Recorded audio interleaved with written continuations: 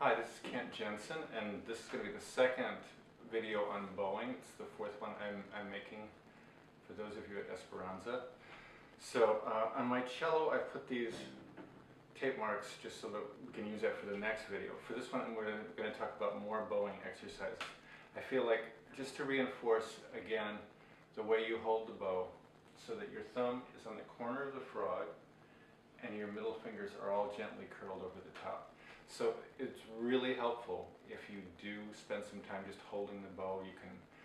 You don't want to hit it on anything, but it's fine to watch television, just get used to that feel and make sure you don't collapse any knuckles. No collapsed thumb knuckle, no white knuckles here either. So if you just practice getting used to that feel, it'll help you.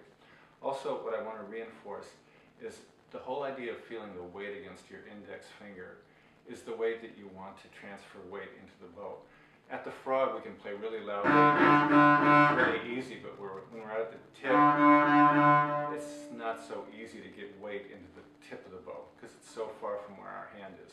So the way we do that is, like I was explaining in the last video, as you go out, you're going to raise your elbow and it helps turn your hand into the bow. So it's, instead of pressing down with your first finger, you just rotate your hand and you use your whole arm to create more weight towards the tip so you can keep that sound level, the same volume, and not die away as you get to the frog and get loud when you get to the, die away when you get to the tip and get loud when you get back to the frog. So to keep the sound volume up, I can raise my elbow and it puts more pressure into the bow. On the way back, I can relieve that pressure by letting my elbow drop. So just like last time, more long, slow bows. And you want to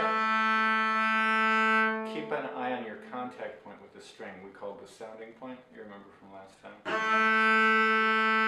And if our bow is perpendicular, like a box corner, a right angle to the string, it won't wander up and down. But if the bow wanders, usually our bow is a little bit crooked. Also, I'm going to turn the bow a little bit so you can hear how the sound quality changes. The bow wants to travel and you have to muscle it to get it in the right spot. The best sound we get is going to be just relaxed weight on the bow, not any squeezing. So I'm going to show with the left hand. I talked about turning your bicycle, so when we're on the A string, it's like we're turning our bicycle a hard left. So it's like both arms. This is our relationship to the cello on the A string. And when we go to the D string, it's like a gentle left. On the G string, it's like a gentle right. And on the C string, it's like a hard right turn. So it's like I have handlebars that are misshapen or something. But both arms will cross. This way, I can put my thumb on the back of the neck, and I can reach all these strings. So with that little bit of bowing, we're going to talk about fingering in the left hand. Now, one exercise I told you about is if you can place all four fingers on the tape marks. So this is your first finger tape mark. Second finger doesn't have a tape mark. It's in between the first and second. Then the third is down and the fourth. And put all four fingers down on the D string, and your thumb is going to be touching the back of the neck, bent behind your second finger, behind your middle finger. And I want you just to relax and feel how that is. Don't look at your left hand and take it away, shake it out, and try and put it back exactly where it was. And try and remember that feel, and take a look, see how close you are. I've been doing this a while so I can get there really close, but you're going to miss at first. But don't berate yourself or scold yourself. Just try and memorize that feeling, take it away, and try and put it back exactly where it was, and remember that feeling. You'll remember it better if you don't squeeze really hard. And you'll realize the reason for this exercise is that your body will remember this. You don't always have to look over here, and if you do look over here, it causes bad posture with your left hand. It's hard for us to look at our hands and play. So we don't want to develop that habit of looking at our hand too much. You can sneak a peek out of the corner of your eye if it doesn't sound right. But generally, we want to use our ear to fix where our fingers go. So one of our first exercises, after you've done this 10 times, you'll find that you really get very good at finding that spot. Now we're going to do a D major scale. We're going to start on our open D string. So we're going to go, then first finger,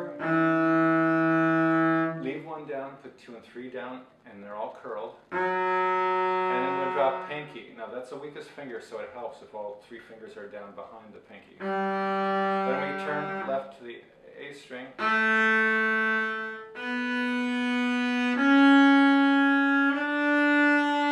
Now the reason this bicycle analogy of turning helps is your thumb doesn't have to move. But if we raise and lower our arm, it feels the same way playing on the C as this way. We don't want to play like this on the C string and like this on the A string. We want to play like that and rotate so that we can just drop the fingers. And we get used to them all lining up on that string. So again, that's scale.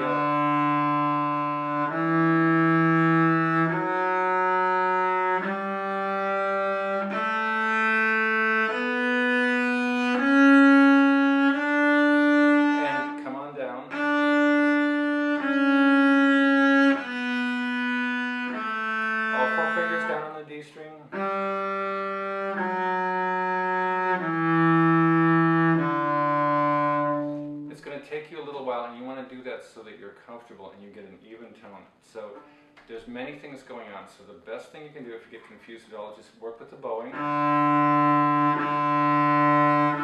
And then practice your fingerings. Try and get all 4 fingers to come down on the D string all at once, and all 4 to come down on the A string all at once. That's going to train your body. It's like you learning how to ride a bicycle. You don't have to remember that you steer a little bit this way and that way to keep your balance. You just learn it. In the same way you can teach your body to do this automatically. But you have to be very patient. Thank you very much.